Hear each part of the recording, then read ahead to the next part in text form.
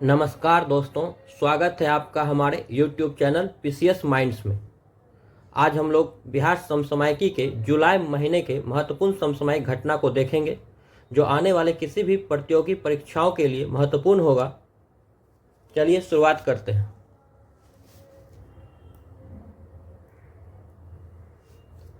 बिहार के मखाना को मिला है वैश्विक पासपोर्ट। तो बिहार के मखाना को वैश्विक पासपोर्ट मिला है। मखाना को ग्लोबल पासपोर्ट मिला है। इसे अंतर्राष्ट्रीय स्तर का खास हार्मोनाइज्ड सिस्टम कोड प्रदान किया गया है। तो इसे एचएस कोड प्रदान किया गया है, ध्यान रखिएगा। एचएस कोड अर्थात हार्मोनाइज्ड सिस्टम कोड मिला है मखाना को। क्या होता है यह एचएस कोड, इसके बारे में थोड़ा जान लेते हैं।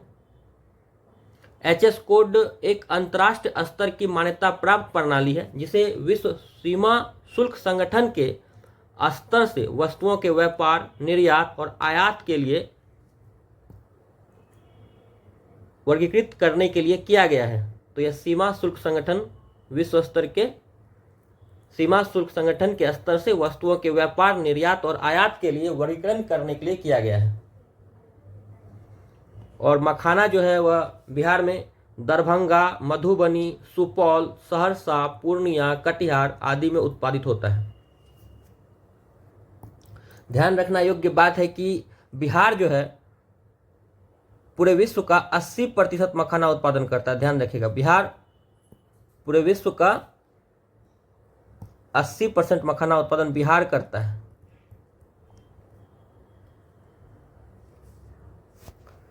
राज्य में 6 नए हवाई अड्डों का निर्माण किया जाएगा। तो बिहार में 6 नए हवाई अड्डों का निर्माण होगा। सूबे में 6 नए हवाई अड्डों का निर्माण किया जाएगा। बिहार सरकार और भारतीय विमानपत्तन प्राधिकरण के बीच इसके लिए समझौता हुआ है। इसके लिए किसके साथ बिहार ने समझौता किया है? भारतीय विमानपत्तन प्राधिकरण के साथ। ये 6 स्थान कौन कौन से होंगे?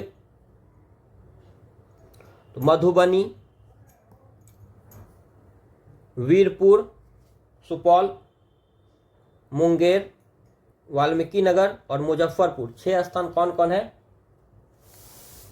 मधुबनी, वीरपुर सुपौल, मुंगेर, वाल्मीकि नगर पश्चिम चंपारण और मुजफ्फरपुर और सहरसा।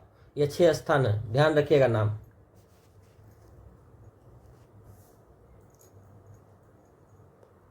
और इसमें प्रत्येक हवाई अड्डे के लिए 25-25 करोड़ रुपए आवंटित किए गए हैं।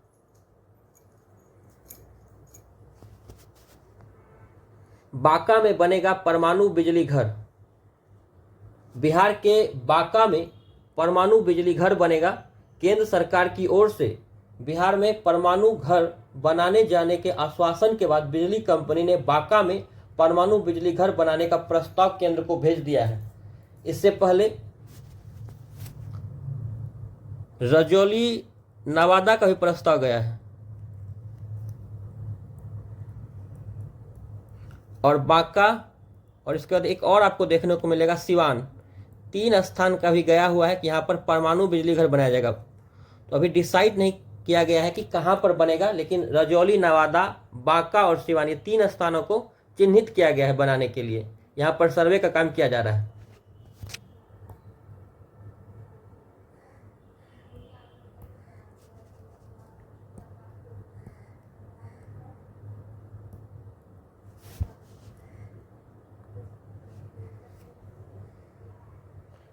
इंटर्नशिप में युवाओं को 4 से 6 हजार रुपये मिलेंगे। बिहार सरकार ने मुख्यमंत्री प्रतिज्ञा योजना शुरू की है। तो पहले आप लोग को ध्यान में रखिए कि मुख्यमंत्री प्रतिज्ञा योजना किस सरकार की योजना है? तो बिहार की योजना है मुख्यमंत्री प्रतिज्ञा योजना।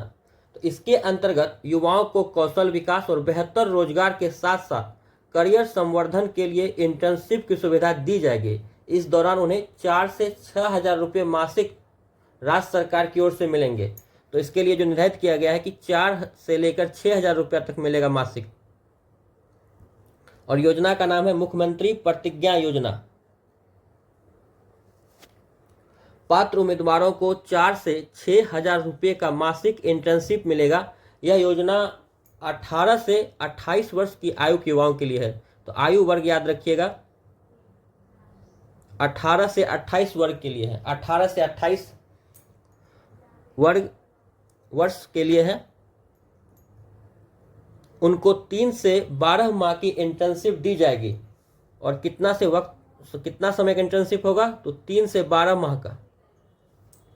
यह अवधि प्रक्षेत्रों व नियोक्ताओं प्रतिष्ठानों की आवश्यकता अनुसार निर्धारित की जाएगी। इनमें 12वीं पास को 4000, आईआईटी व डिप्लोमा छात्रों को आईटीआई व डिप्लोमा छात्रों को 5000 और स्नातक व स्नातकोत्तर मतलब ग्रेजुएशन और पीजी के छात्रों को 6000 रुपया मासिक मिलेगा, 6000 मासिक मिलेगा।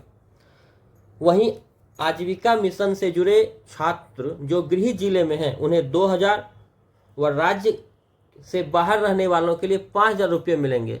यह 3 माह के लिए देय होगा। यह राशि उन्हें डीबीटी के माध्यम से दी जाएगी। उन्होंने बताया कि मुख्यमंत्री प्रतिज्ञा योजना बिहार के युवाओं को उन्नत कौशल, बेहतर रोजगार क्षमता, नेतृत्व विकास, सशक्त नेटवर्किंग और करियर संवर्धन के नए अवसर प्रदान करेगा।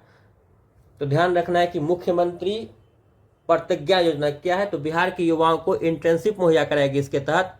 और आयु वर्ग कितना से कितना है? 18 से 28 वर्ष तक के युवाओं के लिए। पात्र उम्मीदवार को 4 से लेकर 6000 अलग अलग कैटेगरी में मासिक इंटर्नशिप मिलेगा। 12वीं पास को 4000, आईटीआई व डिप्लोमा छात्रों को 5000 और स्नातक स्नातकोत्तर को 6000 रुपया।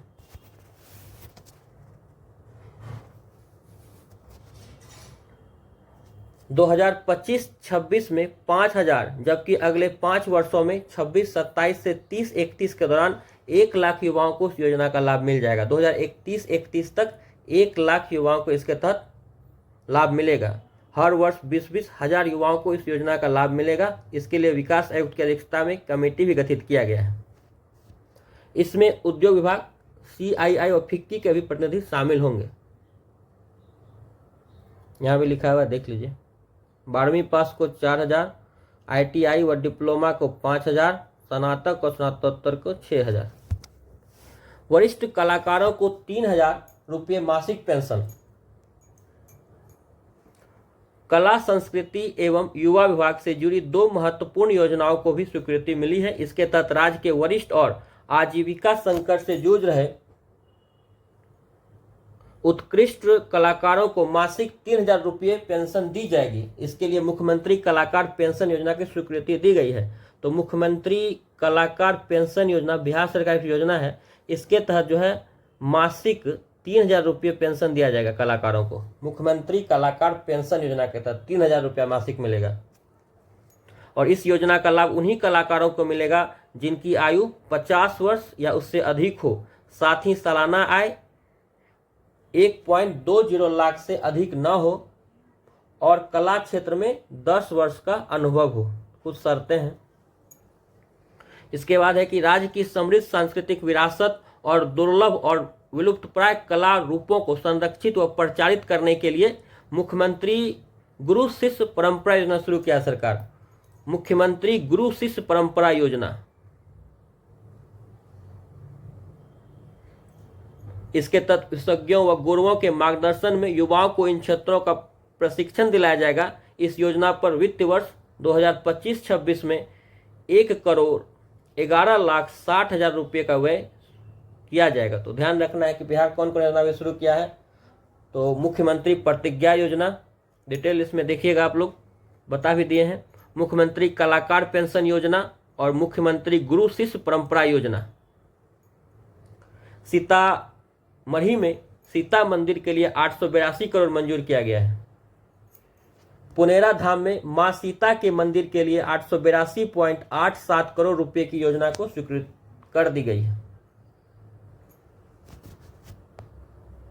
बिहार में बिजनेस महाकुंभ 3 से 5 अगस्त। तो बिजनेस महाकुंभ होगा कहां पर? बिहार में। बिहार बिजनेस महाकुंभ 2025 का आयोजन 3 से 5 अगस्त पटना में किया जाएगा। पटना के ज्ञान भवन में आयोजित होगा बिजनेस महाकुंभ।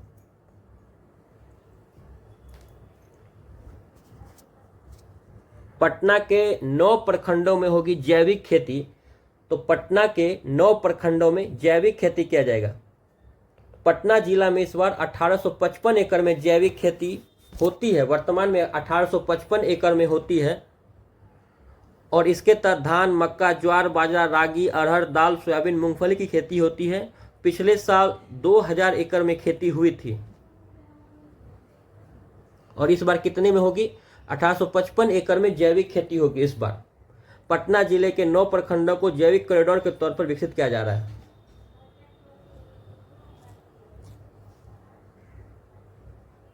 एक साल में 2.5 लाख बढ़े इंटरनेट यूजर। तो बिहार में एक साल में लगभग 2.5 लाख इंटरनेट यूजर बढ़ गए हैं। डाटा खपत में बिहार राष्ट्रीय औसत से आगे है और देश में 6ठे नंबर पर है। तो डाटा खपत के मामले में बिहार राष्ट्रीय औसत से आगे है और पूरे भारत में 6ठे स्थान पर है।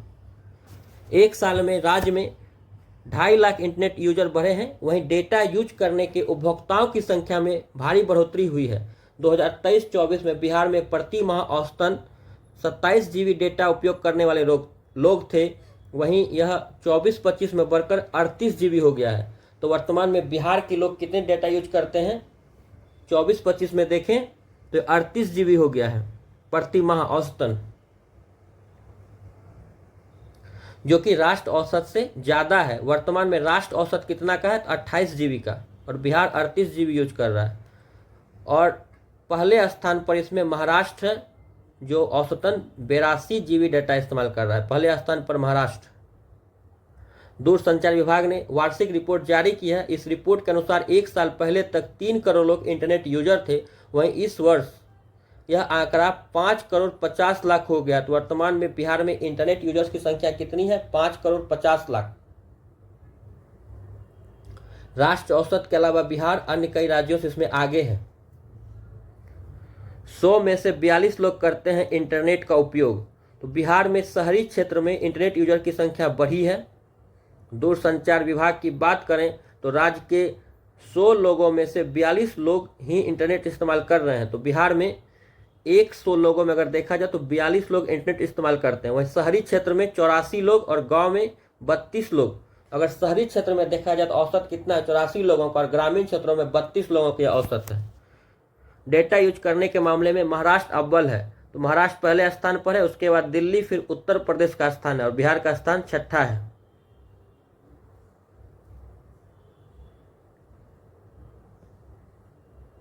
नालंदा महाविहार और महाबोधि मंदिर पर मंडराया खतरा। महाबोधि मंदिर और नालंदा महाविहार समेत पूरे देश के 30 यूनेस्को धरोहर स्थल गंभीर जल संकट का सामना कर रहे हैं। रिपोर्ट के अनुसार भारत के 23 यूनेस्को धरोहर रिपोर्ट के अनुसार भारत के 23 यूनेस्को धरोहर स्थल जो है अत्यधिक गंभीर जल संकट से ग्रसित हैं, 23। और इसके अलावा 4 स्थल उच्च जल संकट और 3 स्थल जो है वह मध्य जल संकट में है। तो सब भारत के 23 यूनेस्को धरोहर स्थल जो है अत्यधिक गंभीर जल संकट से ग्रसित हैं। उसके बाद 4 स्थल जो है उच्च जल संकट से और 3 स्थल मध्य जल संकट से, जिसमें नालंदा महाविहार महाबोधि मंदिर भी शामिल है। प्रतिज्ञा योजना, मुख्यमंत्री प्रतिज्ञा योजना पहले ही हम लोगों ने देख लिया है। PDF दे देता हूं, अगर पढ़ना होगा और डिटेल तो इसमें पढ़ लीजिएगा। सनातन महाकुंभ में जुटेंगे देश भर के साधु संत। भगवान परशुराम के जन्म महोत्सव पर गांधी मैदान में श्री राम कर्मभूमि न्यास के बैनर तले सनातन महाकुंभ होगा। तो बिहार में आयोजित हुआ है सनातन महाकुंभ पटना के गांधी मैदान में। एशिया हॉकी कप इस वर्ष राजगीर में आयोजित होने वाली है। राजगीर में होने वाली है एशिया हॉकी कप। यह टूर्नामेंट 29 अगस्त से 7 सितंबर तक खेला जाएगा। और वर्तमान हॉकी इंडिया के अध्यक्ष कौन है? दिलीप टर्की हैं। और बता दें कि इससे पहले यह टूर्नामेंट भारत में 2007 में आयोजित हुआ था। उसके बाद यह 18 साल बाद आयोजित हो रहा है बिहार में। इससे पहले वर्ष 2007 में हॉकी टूर्नामेंट एशिया कप आयोजित हुआ था, चेन्नई में आयोजित हुआ 2007 में। और अभी 18 साल बाद फिर आयोजित होने वाला है और बिहार में आयोजित होने वाला है, राजगीर में। पटना हाईकोर्ट को मिलेंगे 2 नए न्यायाधीश। तो अधिवक्ता अजीत कुमार और प्रवीण कुमार की नाम की अनुशंसा केंद्र सरकार से की गई है। दोनों को पटना हाईकोर्ट में न्यायाधीश बनाया जाएगा। नाम याद रखिए, अजीत कुमार और प्रवीण कुमार, अजीत कुमार और प्रवीण कुमार।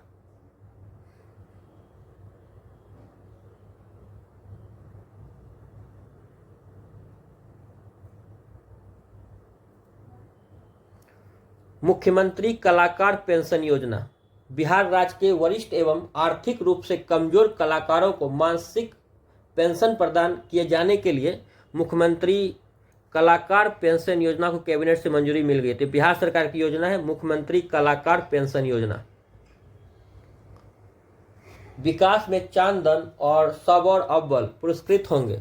तो बिहार के पिछड़े प्रखंडों ने विकास के क्षेत्र में शानदार प्रदर्शन किया है। इसके कारण नीति आयोग के रैंकिंग में बिहार ने एक बार फिर से बाजी मारी है। तो बिहार के 2 प्रखंड देश भर में सर्वोच्च स्थान प्राप्त किए हैं। नीति आयोग के रिपोर्ट के अनुसार बांका का चांदन और भागलपुर का सबौर प्रखंड शीर्ष पर है। तो बांका का चांदन और भागलपुर का है सबौर, जो नीति आयोग की रिपोर्ट में शीर्ष स्थान प्राप्त किया है।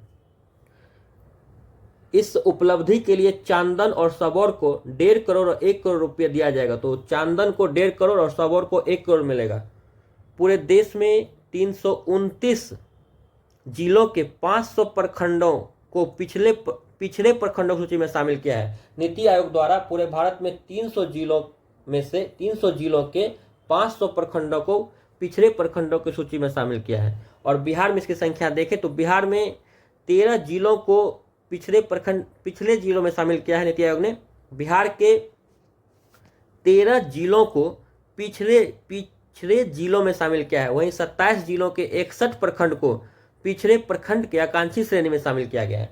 तो बिहार में 13 डिस्ट्रिक्ट शामिल हैं आकांक्षी श्रेणी में, और प्रखंड में कितने शामिल, तो 27 जिलों के 61 प्रखंड को शामिल किया गया है। अभी टॉप कौन क्या है, तो चांदन और सबौर। चांदन कहाँ पड़ता है, चांदन यह बांका का है और सबौर भागलपुर में स्थित। बिहार की सपना को 2 स्वर्ण पदक। आरा की रहने वाली और सीमा सुरक्षा बल में कार्यरत सपना कुमारी को 21वें विश्व पुलिस गेम्स में 3 पदक जीतकर राज्य और देश का नाम रोशन किया है। ये सपना कुमारी जो है आरा की रहने वाली हैं। इन्होंने 21वें विश्व पुलिस गेम्स में 3 पदक जीता है। यह प्रतियोगिता अमेरिका के बर्मिंघम शहर में चल रही है। तो 21वां विश्व पुलिस गेम्स प्रतियोगिता कहाँ चल रहा है, अमेरिका के बर्मिंघम में। सपना कुमारी तीरंदाजी की 3 श्रेणियों में पदक जीती है। सपना कुमारी ने 3 पदक जीता है, तीरंदाजी में जीता है। उन्होंने फील्ड आर्चरी में स्वर्ण पदक, 3D आर्चरी में स्वर्ण पदक और टारगेट आर्चरी में रजत पदक जीता। तो ध्यान रखिएगा सपना कुमारी किस खेल से संबंधित है, तो तीरंदाजी है सपना कुमारी।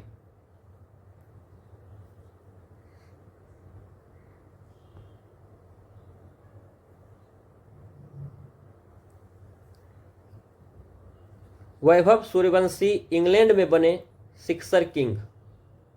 9 छक्के लगाकर वह यूथ क्रिकेट के एक वनडे मैच में सर्वाधिक छक्के लगाने वाले भारतीय बन गए हैं। वैभव सूर्यवंशी जो है अंडर 19 में एक मैच में 9 छक्का लगाए हैं और ऐसा करने वाला सब पहला भारतीय बन गया है जो 9 छक्का एक मैच में लगाए। किसका रिकॉर्ड तोड़ा है, तो सूर्यवंशी ने मनदीप सिंह 8 छक्के और राज बाबा के 8 छक्के का रिकॉर्ड तोड़ा है। मनदीप सिंह और राज बाबा का रिकॉर्ड तोड़ा, यह 9 छक्के लगाया है। अभी बताए थे आपको बांका और सिवान में भी बन सकता है परमाणु बिजली घर। तो 3 नाम याद रखिए, अभी कंफर्म नहीं हुआ कि कहाँ बन सकता है। तो रजौली एक था जो नवादा का है, उसके बाद फिर बांका है और फिर अभी सिवान है। नवादा के रजौली में 1400 मेगावाट परियोजना पर काम चल रहा है। सिवान में घाघरा नदी के पास बनेगा। सिवान में कहाँ बन सकता है, घाघरा नदी के पास। तथा बांका में शंभूगंज क्षेत्र में गंगा नदी के पास संभावित विकल्पों में संयंत्र को बनाया जा सकता है। तो बांका में गंगा नदी के पास और सिवान में घाघरा नदी के पास। पटना में देश की पहली मैनहोल एम्बुलेंस सेवा शुरू हुई है। तो इंपॉर्टेंट न्यूज है यह। देश की पहली मैनहोल एम्बुलेंस सेवा कहां शुरू हुई है, पटना में। मैनहोल एम्बुलेंस सेवा शुरू करने वाला पटना देश का पहला शहर होगा। शहर में टूटे खुले मैनहोल की समस्या को अस्थायी रूप से दूर किया जाएगा इसके तहत। बिहार के 21 जिलों में होगा औद्योगिक क्षेत्रों का विकास। तो बिहार के कितने जिलों में औद्योगिक क्षेत्र का विकास करेगी सरकार? तो बिहार के 21 जिलों में औद्योगिक क्षेत्र का विकास करेगी। बिहार की महिला खिलाड़ियों के लिए स्वास्थ्य कल्याण नीति बनाएगा। बिहार जो है वह महिला खिलाड़ियों के लिए स्वास्थ्य कल्याण नीति बनाने वाला है। महिला खिलाड़ियों के विकास के लिए बिहार महिला एथलीट स्वास्थ्य एवं कल्याण नीति बनाएगा। बिहार महिला एथलीट स्वास्थ्य एवं कल्याण नीति बनाएगा और यह नीति बनाने वाला बिहार देश का पहला राज्य होगा। तो महिला एथलीटों के लिए स्वास्थ्य एवं कल्याण नीति बनाने वाला बिहार जो होगा पूरे भारत का पहला राज्य होगा। वैभव सूर्यवंशी, बिहार के वैभव सूर्यवंशी ने सबसे तेज सैकड़ा जड़ा है। बिहार के 14 साल के युवा क्रिकेटर वैभव सूर्यवंशी ने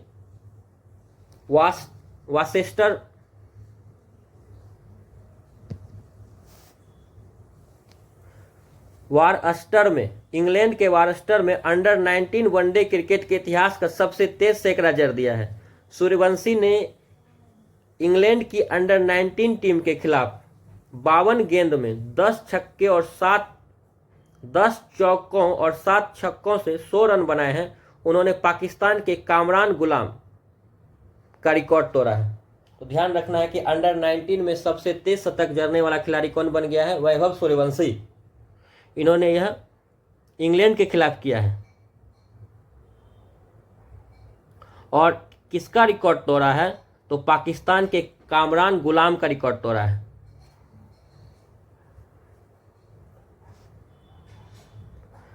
गंगा जल आपूर्ति योजना, बिहार सरकार की योजना है गंगा जल आपूर्ति योजना।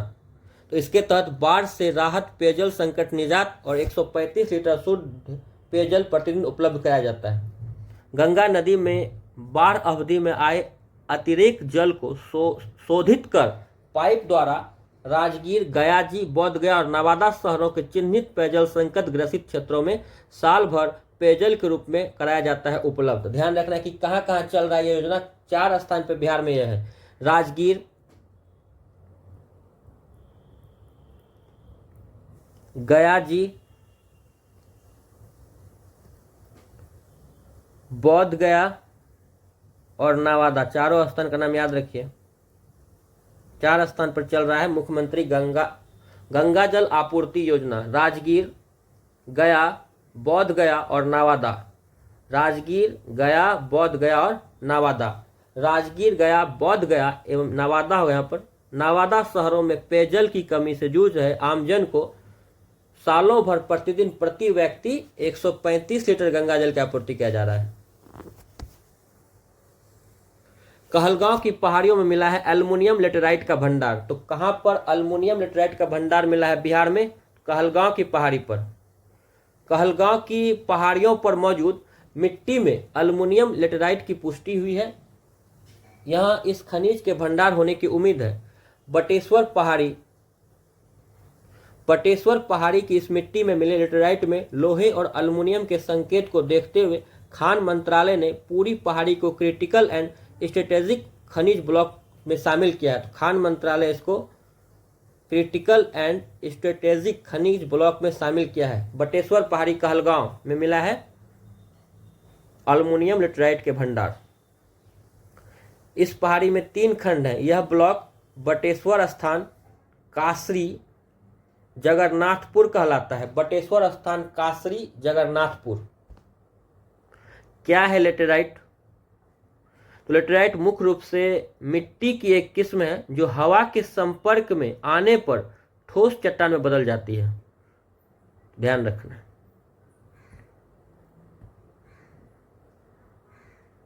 मुंगेर से भागलपुर तक गंगा किनारे बनेगा मैरीन ड्राइव। तो पटना में गंगा किनारे बने मैरीन ड्राइव की तर्ज पर अब मुंगेर से भागलपुर तक भी मैरीन ड्राइव बनने वाला है। यह लगभग 100 किलोमीटर लंबा होगा। बिहार के 3 खिलाड़ियों का भारतीय कैंप में चयन हुआ है। तो बिहार के 3 कबड्डी खिलाड़ियों का यूथ एशियन गेम्स के लिए भारतीय कैंप में चयन हुआ है। तीनों का नाम क्या है? तो पटना के अंशु कुमार और सालू कुमारी। पटना से है अंशु कुमार और सालू कुमारी, और लखीसराय के हैं अच्युतानंद। तो ध्यान रखना है तीनों का नाम।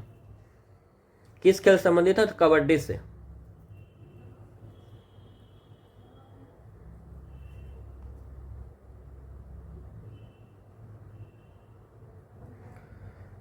मुख्यमंत्री दिव्यांगजन सशक्तिकरण योजना, बिहार सरकार एक नया योजना शुरू किया। इससे पहले इस तरीका की योजना बिहार पहले भी चला रहा है, लेकिन वह महिलाओं के लिए है, SC ST के लिए है, पिछड़े अन्य अत्यंत पिछड़े वर्गों के लिए है।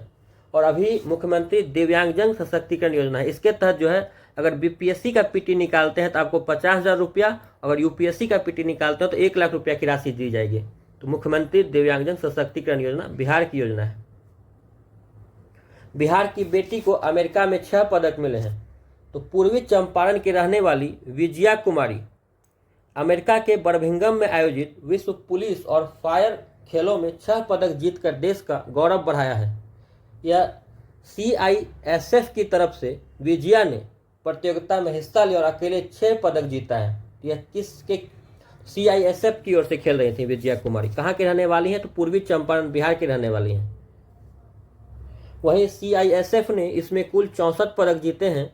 अगर भारत की बात करें तो कुल 560 पदक के साथ भारत यहाँ पर तीसरे स्थान पर रहा है। अमेरिका स्थित बर्मिंघम में विश्व पुलिस और फायर खेलों का आयोजन किया गया था।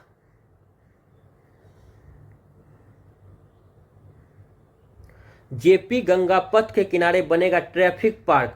तो बिहार में कहाँ ट्रैफिक पार्क बनने वाला है? पटना के JP गंगा पथ के किनारे। सबौर श्री सब 1 क्या है? तो धान की एक किस्म है। सबौर श्री सब 1 धान की किस्म है जो बाढ़ में भी फसल उत्पादन करेगी। बिहार जो है लगातार बाढ़ की समस्या से ग्रसित रहता है, इसके लिए सबौर श्री सब 1 धान की किस्म जो है यह बिहार कृषि विश्वविद्यालय सबौर द्वारा बनाया गया है। बिहार कृषि विश्वविद्यालय BYU सबौर द्वारा विकसित किया गया है। वैज्ञानिकों ने बताया कि भीषण बाढ़ की स्थिति में वह किस्म जो है प्रति हेक्टेयर 30 से 35 क्विंटल की उपज देगा, जबकि सामान्य परिस्थिति में 50 से 55 क्विंटल का उपज देगा। तो आपको सिर्फ याद रखना है कि सबौर श्री सब 1 क्या है? तो धान की किस्म है। किसने विकसित किया है? तो बिहार कृषि विश्वविद्यालय सबौर, यहाँ नाम ही है सबौर श्री सब 1।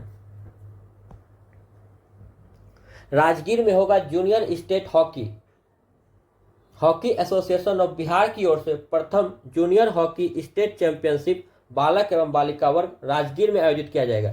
तो प्रथम जूनियर हॉकी स्टेट चैंपियनशिप प्रतियोगिता कहाँ होगी? राजगीर में। ओडिशा को हराकर बिहार की बेटियां बनी चैंपियन। रग्बी में बिहार की बेटियों ने कमाल कर दिया है। महाराणा प्रताप स्पोर्ट्स यूनिवर्सिटी देहरादून में आयोजित बालिका वर्ग में जूनियर राष्ट्र रग्बी 7S प्रतियोगिता में बिहार की टीम ने स्वर्ण पदक जीता है। तो रग्बी के प्रतियोगिता में जो उड़ीसा में आयोजित किया गया था, बिहार की बालिका टीम ने स्वर्ण पदक जीता है, और यह स्वर्ण पदक उसने उड़ीसा को हराकर ही जीता है। आरोग्य पर्व क्या है? तो स्वास्थ्य मेला है, जिसका आयोजन बिहार में हुआ है। आरोग्य पर्व स्वास्थ्य मेला है, इसका आयोजन पटना में किया गया है, ज्ञान भवन पटना में। सामाजिक सुरक्षा पेंशन योजना के तहत बिहार में कौन कौन सी पेंशन योजना चल रही है? मुख्यमंत्री वृद्धजन पेंशन योजना, बिहार निःशक्तता पेंशन योजना, लक्ष्मीबाई सामाजिक सुरक्षा पेंशन योजना, इंदिरा गांधी राष्ट्रीय वृद्धावस्था पेंशन योजना, इंदिरा गांधी राष्ट्रीय निःशक्तता पेंशन योजना और इंदिरा गांधी राष्ट्रीय विधवा पेंशन योजना। ये सब योजना जो बिहार में कार्यान्वयन है, ये तीनों बिहार सरकार की योजना है। मुख्यमंत्री वृद्धजन पेंशन योजना, बिहार निःशक्तता पेंशन योजना और लक्ष्मीबाई सामाजिक सुरक्षा पेंशन योजना। और अभी हाल ही में बिहार ने सामाजिक सुरक्षा के लिए पेंशन योजना को जो है 400 से बढ़ाकर 1100 कर दिया है।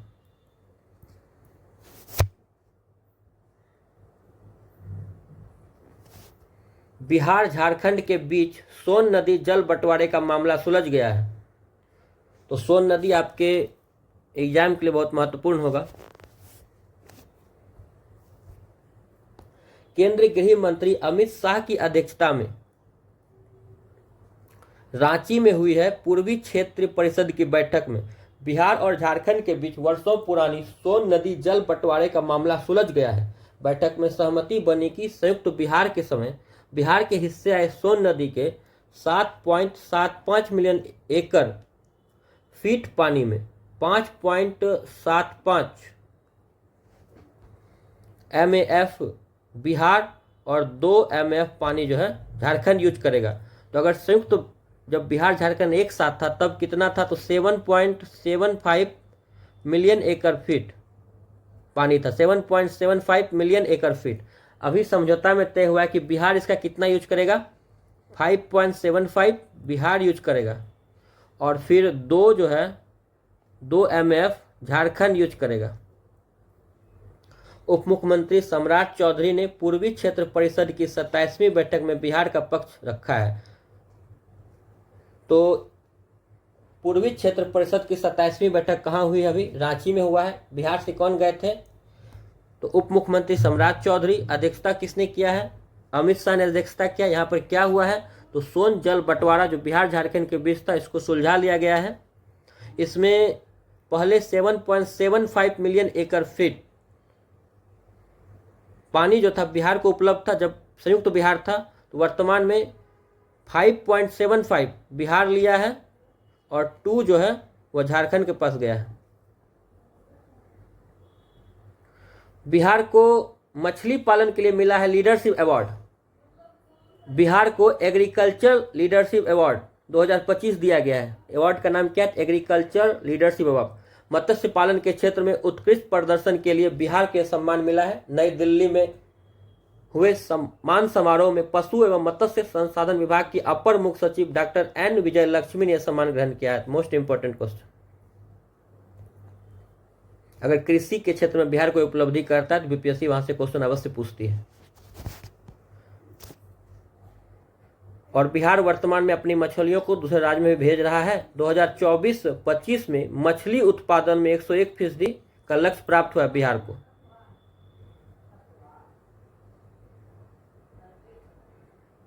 राज्य भर से 2500 से ज़्यादा खिलाड़ियों का पटना में होगा जमावड़ा। तो 91वीं Bihar state junior and senior athletics championship 2025 कहाँ होगा, पाटलिपुत्र खेल परिसर पटना में। बिहार स्टेट जूनियर एवं सीनियर एथलेटिक्स चैंपियनशिप 2025 का आयोजन कहाँ होने वाला है, पाटलिपुत्रा खेल परिसर पटना में। इसमें 2500 से ज़्यादा खिलाड़ी जो हैं शामिल होने वाले हैं। तो इलेक्शन कमीशन जो है अभी विशेष गहन पुनरीक्षण, मतदाता सूची का विशेष गहन पुनरीक्षण कर रहा है। इसकी शुरुआत जो है बिहार से किया है। इलेक्शन कमीशन ऑफ इंडिया इसकी शुरुआत कहाँ से किया है, बिहार से, क्योंकि बिहार में चुनाव होने वाले हैं।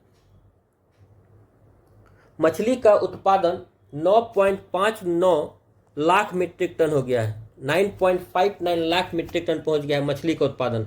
राज्य में मछली का उत्पादन बढ़कर 9.59 लाख मीट्रिक टन हो गया है। 2024-25 में रखे गए 101% लक्ष्य का 101% है। 2024-25 में रखे गए लक्ष्य का 101% है। पिछले वर्ष 8.37 लाख मीट्रिक टन उत्पादन होता था और वो भी कितना उत्पादन हो रहा है मछली का, 9.5 lakh metric ton. Important data है। वर्तमान में बिहार की पशु एवं मत्स्य संसाधन मंत्री कौन है, तो रेणु देवी है। और वर्तमान में बिहार देश में आंतरिक मत्स्य उत्पादन में चौथे स्थान पर है। तो बिहार आंतरिक मत्स्य उत्पादन में चौथे नंबर पर पहुंच गया है। बिहार में वन महोत्सव मनाया गया है, वन महोत्सव 2025। इसके तहत पौधारोपण अभियान का शुभारंभ किया गया है। 14 जुलाई को मनाया गया है। 14 जुलाई को वन महोत्सव 14 जुलाई को मनाया है। इसके तहत पौधारोपण अभियान का शुरुआत किया गया है। 14 जुलाई 2025 को माननीय मुख्यमंत्री बिहार द्वारा पौधारोपण कर वन महोत्सव 2025 का शुभारंभ किया जा रहा है। पटना के हर्षित ने जीता है दोहरा खिताब। पटना के हर्षित ने पाटलिपुत्रा खेल परिसर में चल रहे बिहार राज्य टेबल टेनिस चैंपियनशिप में दोहरा खिताब जीता है। कौन? हर्षित। हर्षित किस खेल से संबंधित है? टेबल टेनिस से है, ध्यान रखना।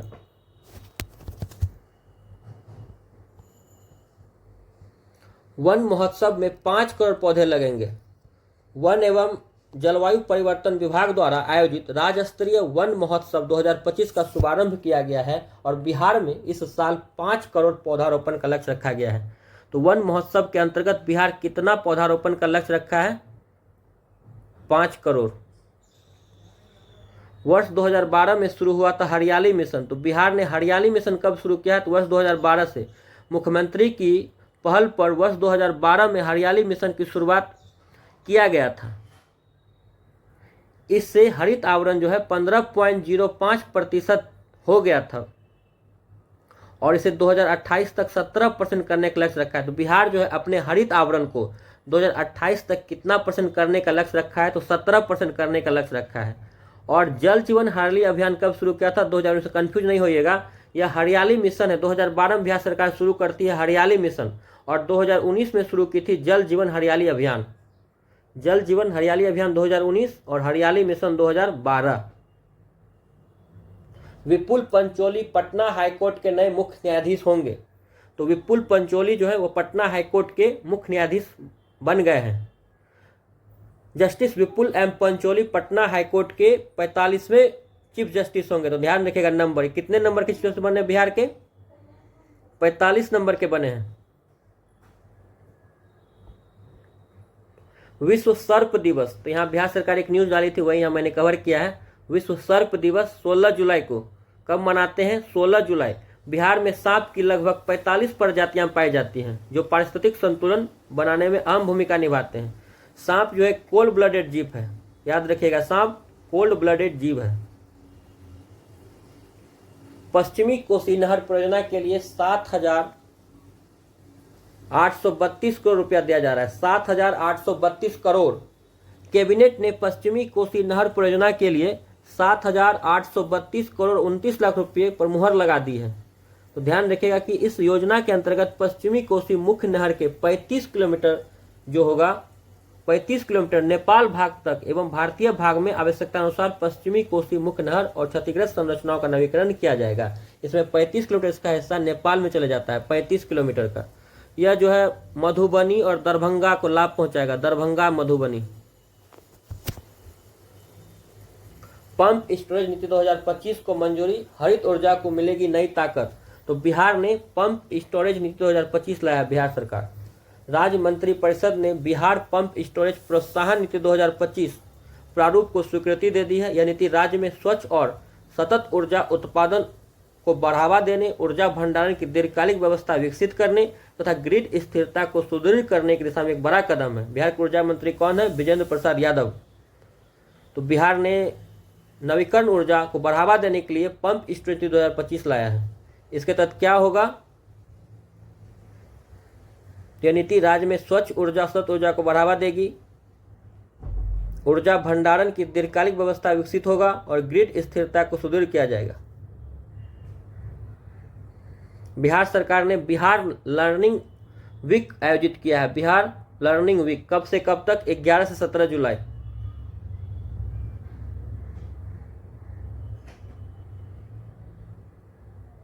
सारगर्भित पुस्तक है थारू जनजाति का सामाजिक एवं सांस्कृतिक जीवन। पुस्तक का नाम है थारू जनजाति का सामाजिक एवं सांस्कृतिक जीवन। किसने लिखा है? डॉक्टर नर्मता ने लिखा है, डॉक्टर नर्मता।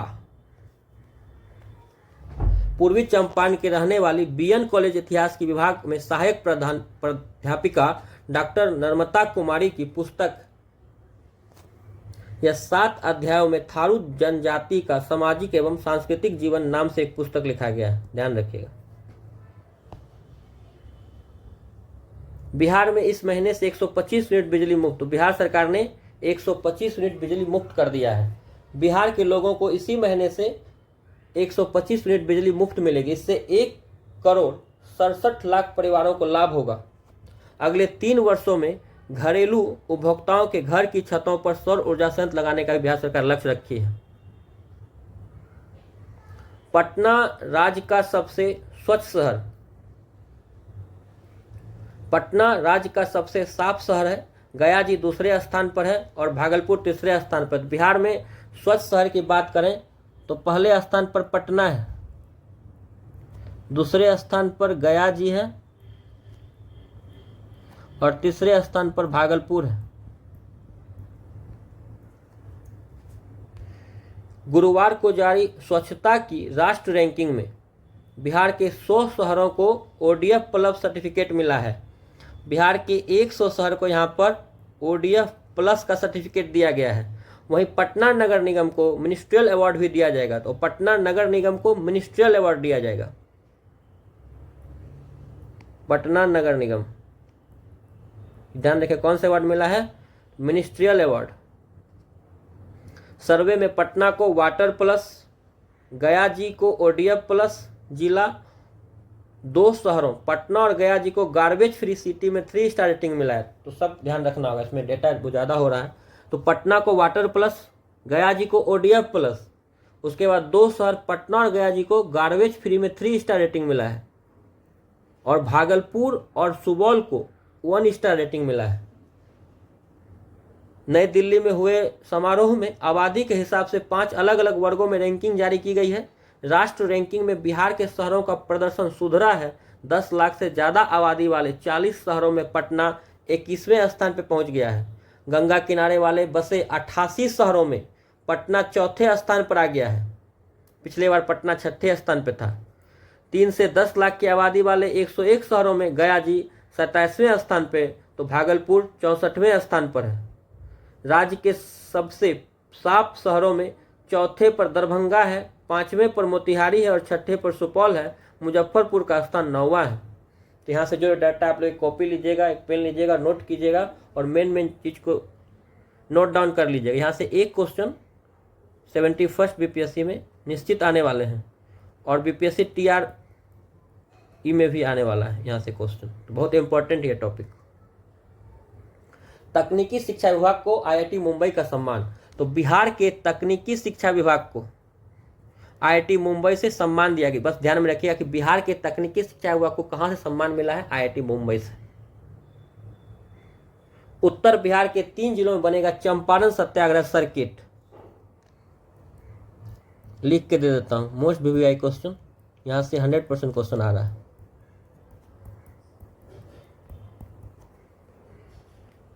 उत्तर बिहार के 3 जिलों में बनेगा चंपारण सत्याग्रह सर्किट। आइए डिटेल में इसको कवर करते हैं। 108 साल पहले चंपारण यात्रा पर आए महात्मा गांधी के कदम जहां पर पड़े, उन ऐतिहासिक स्थलों को मिलाकर उत्तर बिहार में एक चंपारण सत्याग्रह सर्किट बनाया जाएगा। इस सर्किट में मुजफ्फरपुर,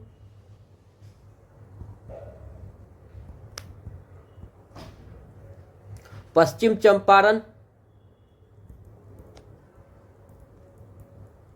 और पूर्वी चंपारण, किसको किसको शामिल किया गया है? इस सर्किट में मुजफ्फरपुर, पूर्वी चंपारण और पश्चिम चंपारण के गांधी से जुड़े ऐतिहासिक स्थलों को शामिल किया गया है। कला, संस्कृति एवं युवा विभाग ने इसके लिए प्रस्ताव तैयार करने का आदेश पुरातत्व निदेशक को दिया है। उल्लेखनीय है कि चंपारण सत्याग्रह आंदोलन की शुरुआत करने सबसे पहले महात्मा गांधी मुजफ्फरपुर आए थे। अब से यहाँ भी क्वेश्चन आ सकता है कि जब गांधी जी ने चंपारण सत्याग्रह की शुरुआत की थी तो सबसे पहले कहाँ आए थे? तो इस दौरान पहले मुजफ्फरपुर गए थे। चंपारण सत्याग्रह आंदोलन की शुरुआत करने सबसे पहले मुजफ्फरपुर ही आए थे। उन्होंने LS कॉलेज में एक रात बिताई।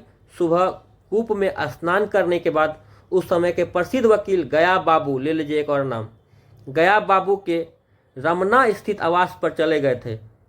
वहां पर उन्होंने बुद्धिजीवियों संग मंत्रणा की और चंपारण में नीलहों का अत्याचार देखने ट्रेन से फिर रवाना हो गए। तो मुजफ्फरपुर में गया बाबू, इंपॉर्टेंट नाम। LS कॉलेज में जिस कूप में महात्मा गांधी ने स्नान किया था उसका विकास किया गया है। गया बाबू के आवास को संग्रहालय बनाने के लिए राज्य सरकार ने जमीन और मकान का अधिग्रहण कर लिया है। अब इसके विकास का खाका तैयार होगा और इसे चंपारण सत्याग्रह सर्किट से जोड़ा जाएगा। पूर्वी चंपारण में गांधी से जुड़े कई स्थलों को इस सर्किट में शामिल किया जाएगा। यहाँ के जसोली पट्टी, जहाँ के किसानों से गांधी ने हाल जाना था, तो आप जानिएगा पूर्वी चंपारण में जसोली पट्टी है, यहाँ पर गांधी जी किसानों से मिलते हैं और वहाँ के किसानों का हाल जानते हैं। और गांधी आश्रम का नाम भी सूची में शामिल है। तो गांधी आश्रम पूर्वी चंपारण, जिस तरह मुजफ्फरपुर में गया बाबू के आवास में इसे शामिल किया गया है, उसी तरह सर्किट में पूर्वी चंपारण से गौरख बाबू, पूर्वी चंपारण में गौरख बाबू के आवास को भी शामिल किया गया है। इस चंपारण सत्याग्रह सर्किट में भितरवा आश्रम को भी शामिल किया गया है, जहां से गांधी जी ने चंपारण सत्याग्रह की शुरुआत की थी। भितरवा आश्रम से ही गांधी ने चंपारण सत्याग्रह की शुरुआत करते हैं। इसके अलावा पश्चिम चंपारण का हजारीमल, धर्मशाला, वृंदावन आश्रम भी शामिल है। तो यहाँ से बहुत फैक्ट निकल के आ रहा है। बिहार के घरेलू बिजली उपभोक्ताओं को राज्य सरकार ने दी बड़ी सौगात, 125 यूनिट बिजली की खपत पर कोई भुगतान नहीं। तो बिहार सरकार कितना दिया? 125 यूनिट। माननीय मुख्यमंत्री नीतीश कुमार के नेतृत्व में बिहार सरकार शुरू से ही अत्यंत सस्ती दर पर राज्य के विद्युत उपभोक्ताओं को बिजली उपलब्ध करा रही है। अब 1 अगस्त 2025 से यानी जुलाई माह के बिजली खपत से राज्य के सभी घरेलू विद्युत उपभोक्ताओं को 125 यूनिट तक बिजली बिल का भुगतान नहीं करना होगा। इसका लाभ 1,87,00,000 परिवार को मिलेगा। ध्यान रखना है कि राज्य सरकार द्वारा मुख्यमंत्री विद्युत उपभोक्ता सहायता योजना, बिहार की योजना है मुख्यमंत्री विद्युत उपभोक्ता सहायता योजना के तहत वित्त वर्ष 2025-26 के लिए 19,792 करोड़ की सब्सिडी दी गई है। सौर ऊर्जा को बढ़ावा देने हेतु सरकार ने लक्ष्य रखा है कि 3 वर्षों में घरेलू उपभोक्ताओं के घरों की छत पर अथवा सार्वजनिक स्थलों पर सौर ऊर्जा संयंत्र स्थापित किया जाएगा। सौर ऊर्जा संयंत्र अधिष्ठापन के लिए कुटीर ज्योति उपभोक्ताओं को पूर्ण वित्तीय सहायता राज्य सरकार देगी। कुटीर ज्योति उपभोक्ता उसको बोला गया जो बहुत अत्यंत गरीब है। अन्य सभी घरेलू उपभोक्ताओं को भी सौर ऊर्जा संयंत्र अधिष्ठापन हेतु वित्तीय सहायता मिलेगी। कोचिंग कॉम्प्लेक्स का हुआ शिलान्यास। यह देश का दूसरा कोचिंग कॉम्प्लेक्स होगा। प्रधानमंत्री मोदी ने गांधी मैदान मोतिहारी में आयोजित कार्यक्रम में पाटलिपुत्रा में वंदे भारत ट्रेनों के रखरखाव के लिए बनने वाले कोचिंग कॉम्प्लेक्स का शिलान्यास किया है। तो कहाँ बना है कोचिंग कॉम्प्लेक्स वंदे भारत के रखरखाव के लिए? पाटलिपुत्रा में। यह देश का दूसरा मेंटेनेंस डिपो होगा। और इस कितनी लागत से बना? 283 करोड़ की लागत से बना है। देश में वंदे भारत एक्सप्रेस के 13 मेंटेनेंस डिपो बनाए जाने हैं। टोटल 13 बनाए जाना है। उसमें बिहार में कहाँ बना है? तो पाटलिपुत्रा में बना है। रेलवे बोर्ड के वर्तमान अध्यक्ष कौन है? सतीश कुमार।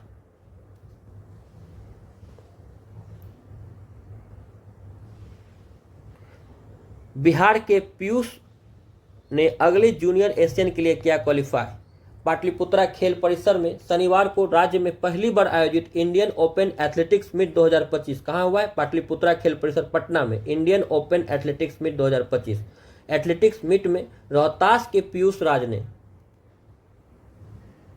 400 मीटर दौड़ में दूसरा स्थान प्राप्त किया है। और इसके साथ ही पीयूष राज अगले जूनियर एशियन गेम्स व वर्ल्ड गेम्स के लिए क्वालिफाई कर गए हैं। महिला वर्ग के 1500 मीटर दौड़ में बिहार की नीतू कुमारी और महिला डिस्कस थ्रो में बिहार की कृतिका कुमारी को भी दूसरे स्थान पर रही। अरवल और बांका में औद्योगिक क्षेत्र विकसित होंगे। तो बिहार में कुल 21 जिलों में औद्योगिक क्षेत्र बनेगा, उसमें अरवल और बांका में भी बनेगा।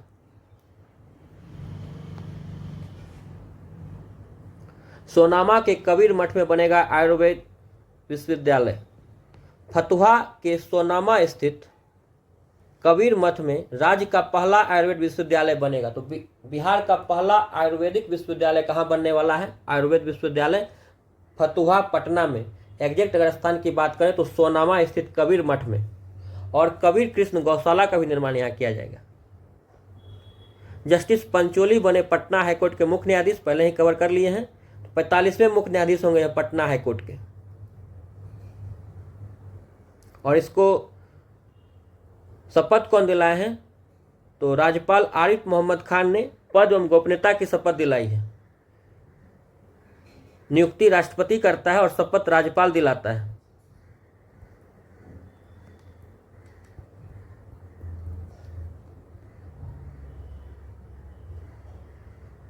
डॉक्टर राजवर्धन आजाद की पुस्तक आयुष्य का विमोचन। आयुष किसके द्वारा लिखित पुस्तक है? डॉक्टर राजवर्धन आजाद। बिहार विधान परिषद के सभापति अवधेश नारायण सिंह ने विधान परिषद स्थित सभागार में डॉक्टर राजवर्धन आजाद की पुस्तक आयुष्य, जो जीवन में आस्था और अन्वेषण की जिज्ञासा का सचिव चित्रण विमोचन किया है। तो ध्यान रखिएगा कि आयुष जो है किसकी पुस्तक है? डॉक्टर राजवर्धन आजाद की। विमोचन कौन किए हैं? तो बिहार विधान परिषद के सभापति Awadhesh Narayan Singh. Asian rugby championship में बिहार के खिलाड़ियों का दम दिखेगा। तो एशियन रग्बी चैंपियनशिप का आयोजन कहाँ होने वाला है? राजगीर में। बस ध्यान रखिए, इसका आयोजन राजगीर में होने वाला है। बिहार की विकास दर में इजाफा 14.47% रहा है। यह सीएजी की रिपोर्ट आई है। सीएजी के रिपोर्ट के अनुसार बिहार की विकास दर कितनी रही है? 14.47%। बिहार की विकास दर वित्त वर्ष 2023-24 में 14.47% रही है। यह आर्थिक सर्वेक्षण में भी इतना ही बताया गया है। यही राष्ट्र औसत से 4.5% अधिक है, जो कि राष्ट्र औसत से कितना अधिक है? 4.5%। विकास में सर्वाधिक 57% भागीदारी सेवा क्षेत्र की रही है।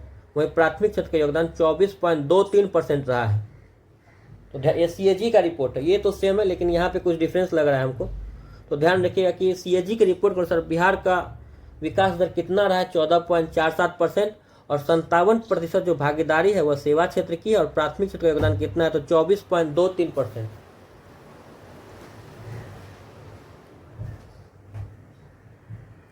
पटना को पॉलीथीन मुक्त करने का अभियान 15 से।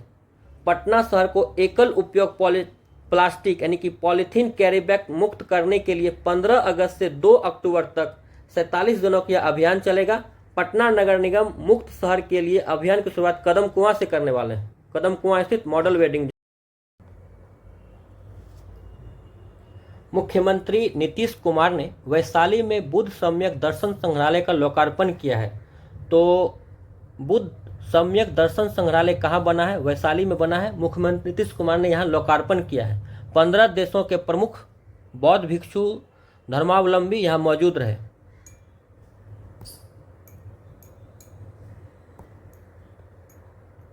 बिहार नवीन और नवीकरणीय ऊर्जा स्रोतों की संवर्धन 2025। तो नीति का नाम याद रखिएगा, बिहार नवीन एवं नवीकरणीय ऊर्जा स्रोतों की संवर्धन नीति 2025। इसके तहत कुछ महत्वपूर्ण प्रावधान को देखते हैं।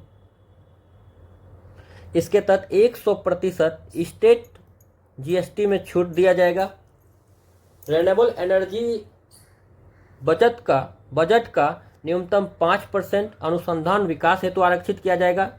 स्टाम्प ड्यूटी और रजिस्ट्रेशन शुल्क में 100% की छूट। नवीकरण ऊर्जा परियोजना को मस्ट रन का दर्जा। ध्यान रखिएगा, नवीकरण ऊर्जा परियोजना को मस्ट रन का दर्जा। और 15 वर्षों के लिए विद्युत शुल्क से पूर्ण छूट। कुछ महत्वपूर्ण यहाँ पर इसका प्रावधान है इस नीति का। राजस्व मामले के निपटारे में बांका अव्वल, तो पटना 33वें पायदान पर। राजस्व मामले के निपटारे में प्रदेश में पटना जिला 33वें स्थान पर है, तो बांका अव्वल है। तो राजस्व मामले का निपटान करने में बांका जो है पहले स्थान पर है, वहीं पटना 33वें स्थान पर है। बिहार में सफाई कर्मचारी आयोग का गठन होगा। तो आपसे प्रश्न पूछा जाएगा कि भारत का कौन सा राज्य सफाई कर्मचारी आयोग का गठन करने जा रहा है? तो बिहार। सफाई कर्मचारी के जीवन को बेहतर बनाने के उद्देश्य से बिहार राज्य सफाई कर्मचारी आयोग के गठन की घोषणा की गई है।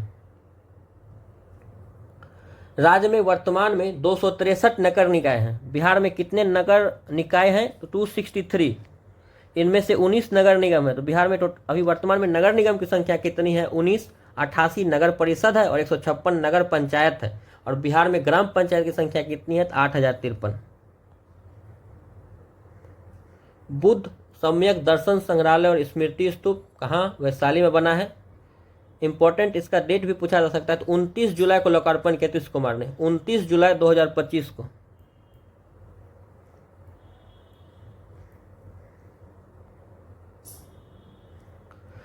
बुद्ध सम्यक दर्शन संग्रहालय के लोकार्पण में 15 देशों के बौद्ध धर्मावलंबी होंगे शामिल। तो तो वैशाली स्थित बुद्ध सम्यक दर्शन संग्रहालय सह स्मृति स्तूप 29 जुलाई को लोकार्पण नीतीश कुमार द्वारा। इस समारोह में दुनिया भर के 15 देशों से करीब बौद्ध धर्मावलंबी और बौद्ध भिक्षु बिहार आ रहे हैं। 72 एकड़ में भूमि पर भव्य स्तूप निर्माण राजस्थान के गुलाबी पत्थर से किया गया है। मोस्ट इंपॉर्टेंट, कहाँ के पत्थर से हुआ है? राजस्थान के गुलाबी पत्थर से हुआ है। भगवान बुद्ध का अस्थि अवशेष 6 जगहों से प्राप्त हुआ है। भगवान बुद्ध के अस्थि अवशेष 6 स्थानों से प्राप्त हुए हैं, जिसमें वैशाली का मड स्तूप जो अस्थि अवशेष मिले वह सबसे प्रामाणिक है, जिसकी जिक्र चीनी यात्री हुएंगसांग अपनी पुस्तक में करते हैं। इंपॉर्टेंट है, मड स्तूप कहाँ है? मड स्तूप वैशाली,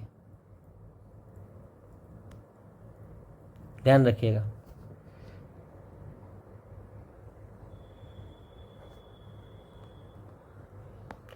तो हम लोगों ने ये जुलाई मंथ के बिहार समसामयिक घटना को देखा है। जो आने वाले 71वीं बीपीएससी और बीपीएससी टीआरई हो जाए, फिर बिहार एसएससी हो जाए, या कोई भी एग्जाम के लिए महत्वपूर्ण होगा।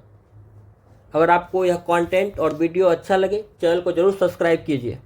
और आगे भी इसी तरह का बिहार से जुड़ी सभी समसामयिक घटना को मैं आने वाले कुछ दिनों में पूरी तरह से कंप्लीट करूंगा। इसके बाद मैं एक वीडियो लाऊंगा जो बिहार के फॉरेस्ट रिपोर्ट पे होगा। बहुत महत्वपूर्ण होगा यह रिपोर्ट। यहाँ से एक प्रश्न अवश्य आपके एग्जाम में देखने को मिल सकते हैं। फॉरेस्ट रिपोर्ट 2023 का वीडियो आएगा। इसके बाद वीडियो देखने के लिए बहुत बहुत धन्यवाद।